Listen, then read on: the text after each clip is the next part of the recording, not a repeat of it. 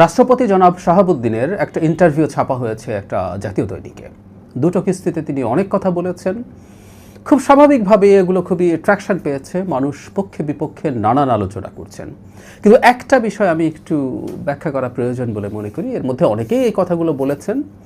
সেটা হলো তিনি তার অপসারণ প্রশ্নে বলেছেন বিএনপি এবং সেনাবাহিনী তার পাশে দাঁড়িয়েছিল, সেটার জন্য তিনি কৃতজ্ঞ, এবং এ দুটো শক্তির কারণেই র্যাদার তাকে অপসারণ করা যায়নি। মানে এটা জানার পর থেকে অনেকে গেল রব তুলছেন যে বিএনপি এই রাষ্ট্রপতির পাশে দাঁড়িয়েছিল, যে রাষ্ট্রপতি শেখ হাসিনার নিযুক্ত এবং তার দোসর ইত্যাদি ইত্যাদি। আমি খুব অবাক হই যে এটাকে আদৌ কোনো নতুন তথ্য আমরা কেন এত দ্রুত ভুলে যাই সব কিছু, সেই জিনিস একটু ধরিয়ে দিতে চাই। কারণ এই ইস্যুতে আমরা প্রচুর কথাবার্তা বলেছিলাম সে সময়। তার আগে একটা কথা একটু বলে নেওয়া ভালো, রাষ্ট্রপতি তার পদে থেকে এই ধরনের একটা ইন্টারভিউ দেওয়া ঠিক হয়েছে কিনা, উনি নর্ম ভেঙেছেন কিনা, বা ওনার এই বক্তব্যের মাধ্যমে কার লাভ হলো কার ক্ষতি হলো, এই চুলচেরা বিশ্লেষণ চলছে, এটা হওয়া ভালো। আমি প্রায় বলি যে আমরা যদি সত্যিকারভাবে ডেমোক্রেটিক ডিবেটে এনগেজ করি, সেটা আমাদের সমাজের জন্য ভালো। আমাদের সমাজের জনগণকে আমরা পলিটিক্যালি এডুকেট করে তুলতে পারি আসলে এভাবেই। সুতরাং এই বিতর্ককে আমি বাতিল করতে চাইছি না, এই বিতর্কটা চলুক। কিন্তু যে কথাটা বলছি, আমরা যখন কোনো একটা আলোচনার সামনে কোনো একটা ন্যারেটিভ তৈরির চেষ্টা করব, অ্যাটলিস্ট তার মধ্যে কিছু সততা থাকা দরকার আছে।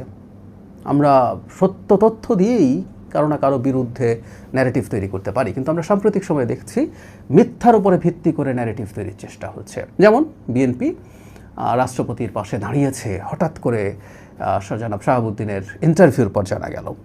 আমি 28 অক্টোবর 2024 একটা নিউজ প্রথম আলো থেকে খানিকটা পড়ি। হেডলাইন হচ্ছে রাষ্ট্রপতির অপসারণ দাবি, সাংবিধানিক সংকট চায় না বিএনপি সহ বিভিন্ন দল। ওই সময়টা যেটা ঘটছিল আপনাদের স্মরণ করিয়ে দেই, সেটা জাতীয় নাগরিক কমিটি ছিল তখন।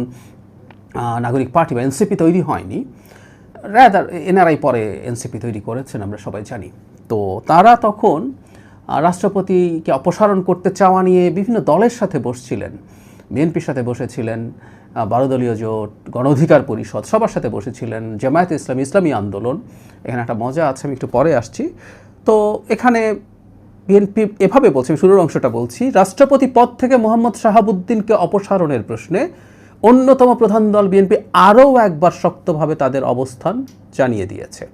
গতকাল রোববার দলটির মহাসচিব মির্জা ফখরুল ইসলাম আলমগীর এই বিষয়ে হঠকারী কোনো সিদ্ধান্ত না নেওয়ার জন্য অন্তর্বর্তী সরকারের প্রতি আহ্বান জানিয়েছেন। আবারও, মানে এই তারিখটা যখন বলছি তার আগেও ইনফ্যাক্ট তারা এটা জানিয়েছিলেন। পরবর্তীতে এখানে আছে 12 দলীয় জোট বা গণ অধিকার পরিষদের পক্ষ থেকে একই কথা বলা হয়েছে। এবং ইন্টারেস্টিংলি রাষ্ট্রপতিকে অপসারণের প্রশ্নে জামায়াতে ইসলামী এবং ইসলামী আন্দোলন এককাট্টা ছিল, তাদের মতামত সেটার পক্ষে ছিল।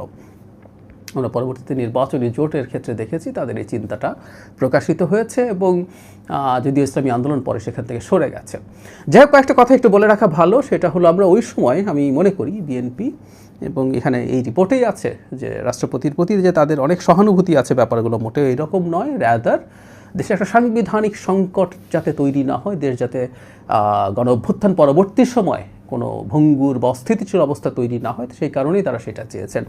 সে সময় আমি নিজেও এই ব্যাপারে খুবই স্ট্রং অবস্থান নিয়েছিলাম প্রেসিডেন্টের পক্ষে, এবং বলার চেষ্টা করেছি যে উনি তো আসলে এটা অযৌক্তিক না, শেখ হাসিনার নিযুক্ত এবং তার বেশ অনুগত মানুষ তিনি, রাষ্ট্রপতি এ ধরনের মানুষকে তিনি নিয়োগ করেছেন। সেই আলাপগুলো আমরা তখন করেছি, কিন্তু একটা অন্য চক্রান্ত ছিল। আপনাদের অনেকের মনে পড়ার কথা যারা আমাকে নিয়মিত দেখেন, গণঅভ্যুত্থানের ঠিক পরবর্তী সময় থেকে আমি একটা ডিবেট আমার এখানে টকশোতে করে গেছি যে যেটা হলো জুলাই মাসে, এটা একটা গণঅভ্যুত্থান, এটা বিপ্লব না। এটার জন্য আমি আলাদা কন্টেন্ট করেছি। একজন খুবই প্রমিনেন্ট পাবলিক ইন্টেলেকচুয়াল এটাকে বিপ্লব বলে ডিফাইন করতে চাইছেন, এবং সেটার কারণে বিপ্লবী সরকার তৈরি করতে চাইছিলেন। এটার পেছনে একটা সুনির্দিষ্ট সুস্পষ্ট চক্রান্ত ছিল বলে আমি বিশ্বাস করেছি, এখনও করি। সে কারণে এটার প্রতিবাদ করেছিলাম। বিপ্লবী সরকার বা এই ধরনের কোনো চেষ্টা হতে গেলে বাংলাদেশ অত্যন্ত আনস্টেবল হয়ে উঠবে।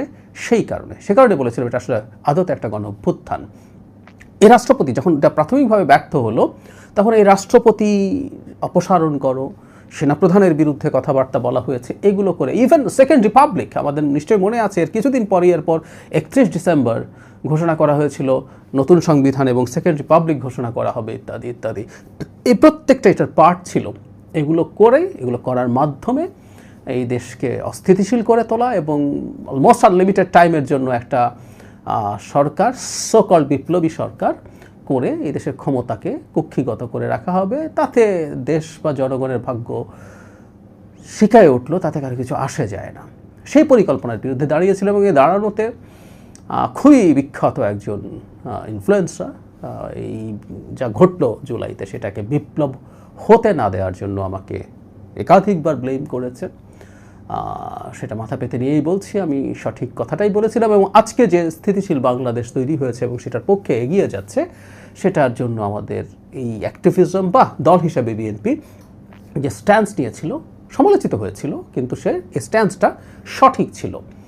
সে কারণেই বলছি বিএনপির পরে রাষ্ট্রপতিকে সমর্থন করেছে তাকে দায়িত্বে থাকার জন্য, তাকে যেন পদচ্যুত করা না যায়, সেটা কোনো লুকোছাপার বিষয় তখনও ছিল না। সুতরাং নতুন করে আজকে যেটা বলানোর চেষ্টা করা হচ্ছে, আবারও নতুন করে বিএনপিকে প্রশ্নের মুখে তোলা যে আমরা হঠাৎ একটা তথ্য পেয়ে গেলাম যে বিএনপি প্রেসিডেন্টকে রাখার জন্য চেষ্টা করেছিল, এটা একেবারেই বানোয়াট একটা ন্যারেটিভ।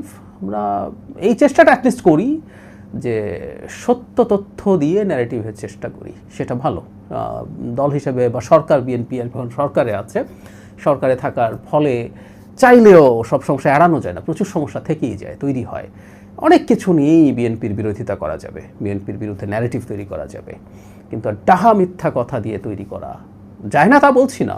ডাহা মিথ্যা কথা দিয়ে ন্যারেটিভ তৈরি করা ইম্পসিবল না। যে দলটা দীর্ঘ সময় লড়াই সংগ্রাম করেছে, তার বিরুদ্ধে এমন সব অভিযোগ আনা হয়েছে যে সে গণঅভ্যুত্থান বিরোধী ইত্যাদি ইত্যাদি, এটা একেবারেই সঠিক কথা না, কিন্তু তৈরি করা যেতে পারে। কিন্তু তারপরও আমরা একটা গণতান্ত্রিক, উদার গণতান্ত্রিক বাংলাদেশের জন্য চাই সাবস্ট্যান্সের উপরে ভিত্তি করে যেন ন্যারেটিভ তৈরি হয়। পলিটিক্সে ন্যারেটিভ থাকবে, ন্যারেটিভ তৈরির খেলা চলবে, ন্যূনতম